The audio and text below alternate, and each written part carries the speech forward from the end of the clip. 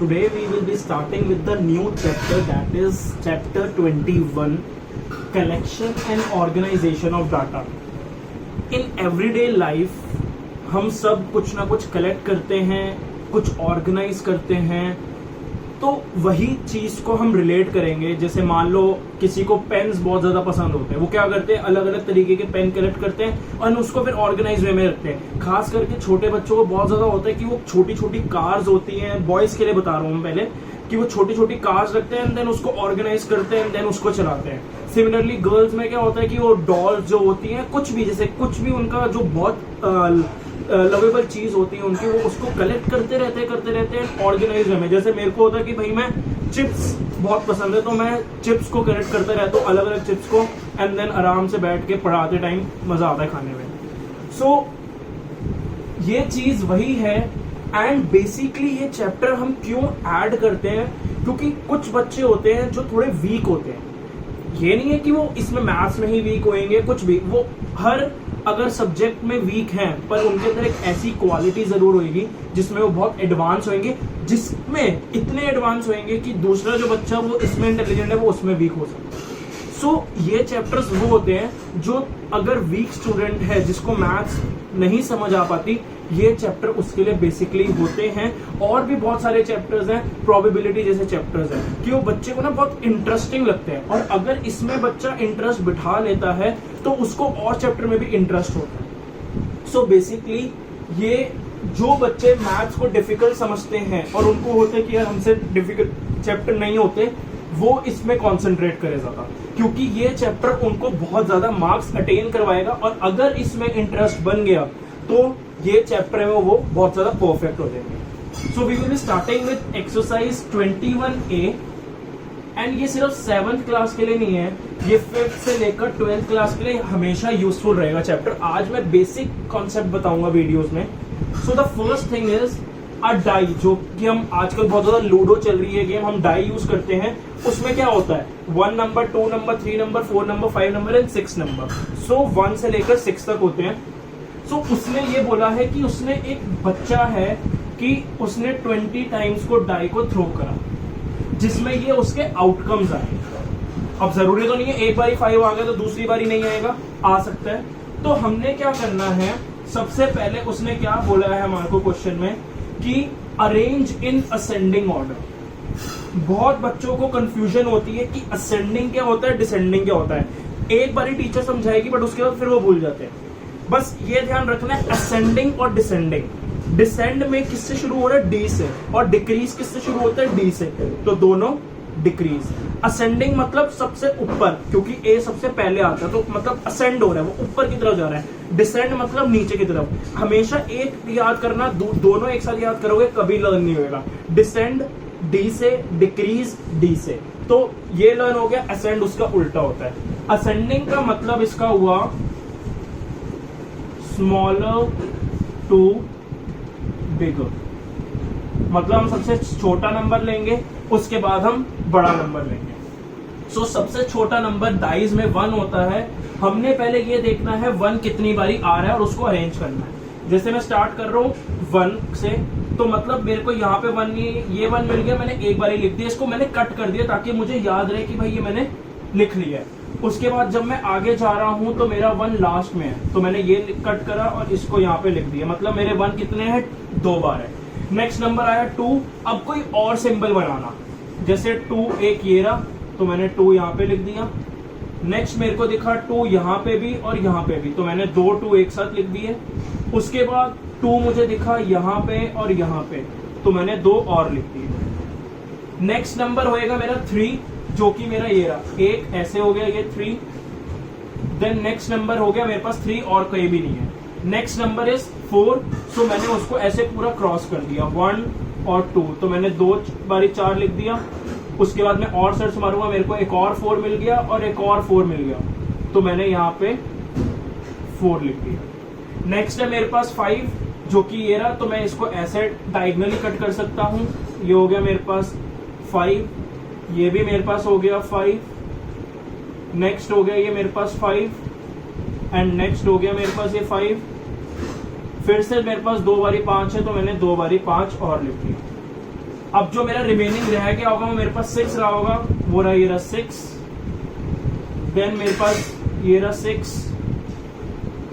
बस अब मेरे को टैली करने के लिए ये जो मैंने कटिंग करी है बहुत ज्यादा इंपॉर्टेंट है। मैंने क्यों करी है, ताकि जब मैं 1 लिख दिया, एक दो नंबर लिख दिया, उसके बाद मेरे को ना कंफ्यूजन होने लग जाती है। तो इस कंफ्यूजन को हटाने के लिए मैंने ये चीज करा है। अब इसके बाद मुझे टैली करना है कि क्या मैंने सारे नंबर्स लिखे या नहीं लिखे हैं।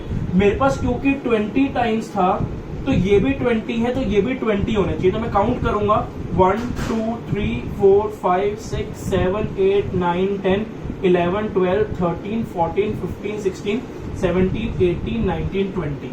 सो 20, इसमें मैंने कुछ भी दिमाग नहीं लगाया, बस क्या करा, इसको कॉपी पेस्ट करा एक प्रॉपर ऑर्डर में। और प्रॉपर, चाहे इसमें असेंडिंग ऑर्डर लिखा हो ना लिखा हो, हमें हमेशा अरेंज करना ही चाहिए असेंडिंग ऑर्डर में। So the next thing is, हमने एक काम ये हो गया। नेक्स्ट उसने बोला है we have to prepare a frequency table. Frequency table ऐसा टेबल होता है जिसमें हम डिनोट करेंगे कि 1 कितनी बारी आ रहा है, 2 कितनी बारी आ रहा है, 3 कितनी बारी आ रहा है। सो ये मेरी जो है ऑब्जर्वेशन है, क्योंकि मैंने इसको ऑब्जर्व करा, तो this is my observation and table बनाना है, and this will be our frequency. Frequency means कि वो कितनी बारी रिपीट हो रहा है।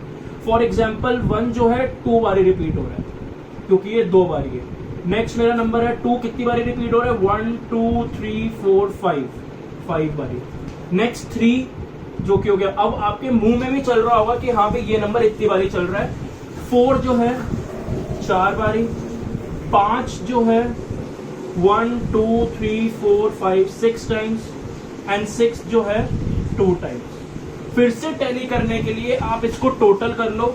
अगर आपका 20 है तो आपका पूरा आंसर करेक्ट है। 2 + 5 7, 7 + 1 is 8, 8 + 4 is 12, 12 + 6 is 18, 18 + 2 is 20। सो मेरा पूरा आंसर परफेक्ट है, एंड 1% भी मैं मार्क्स को लूज नहीं कर पाऊंगा।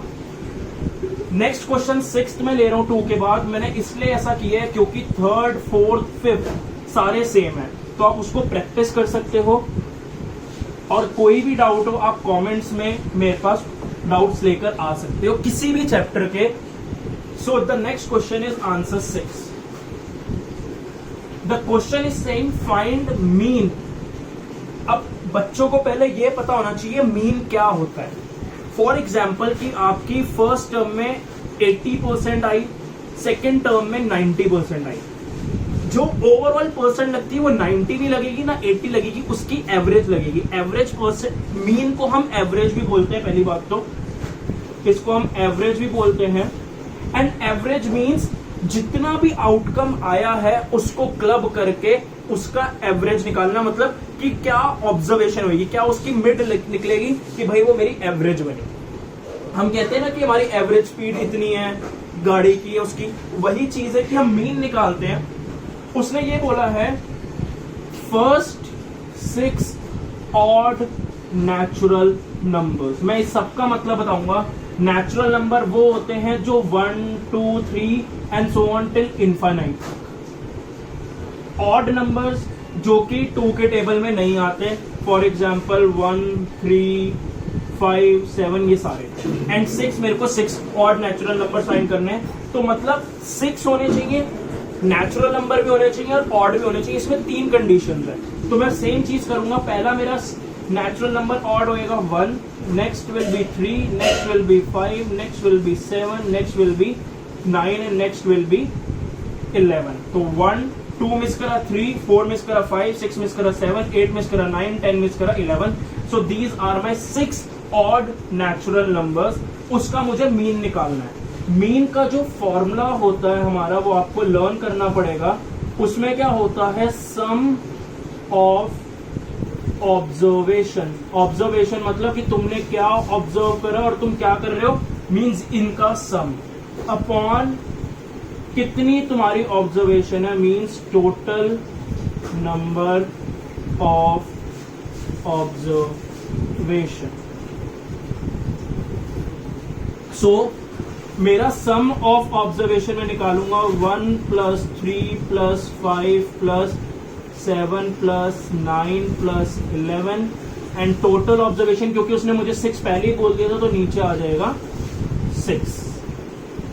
Next, we will add 3 plus 1 will be 4, 4 plus 5 will be 9, 9 plus 9 will be 18, 18 हमारे पास यहाँ पर आ गया, बाकी बच गया 7 and 11, ये एक और 18 हो गया। जब मैं इसको ऐड करूंगा तो दिस विल बी 36, तो 36 डिवाइडेड बाय 6, 6 1 जा 6, 6 6 जा 36। सो मेरा मीन हो गया 6। इसका ये मतलब होता है कि मीन का मतलब जैसे मैंने आपको बताया एवरेज। अगर मैं यहां पे टैली करूं तो फर्स्ट थ्री और लास्ट थ्री के बीच में कौन सा नंबर आता है, हमारा 6 आता है। सो मेरा आंसर बिल्कुल परफेक्ट है। ये मेरा चेकिंग का वे होता है कि मेरे को कैसे चेक करना है कि मेरा आंसर ठीक है या नहीं है। तो यही चीज है। फॉर एग्जाम्पल मेरे पास नंबर है 20 एंड 30। अब मेरे को इसका मीन फाइंड करना है। मैं क्या करूंगा, जैसे मैंने ये करा सम ऑफ ऑब्जर्वेशन, मतलब मेरी ऑब्जर्वेशन है 20 प्लस 30 एंड देन कितनी ऑब्जर्वेशन है 2। मैंने इनको ऐड करा, आ गया 50/2 जो कि आ गया 25। एंड आप खुद देख सकते हो 20 और 30 के बीच की क्या वैल्यू होती है 25, जो कि मेरा मीन आ गया।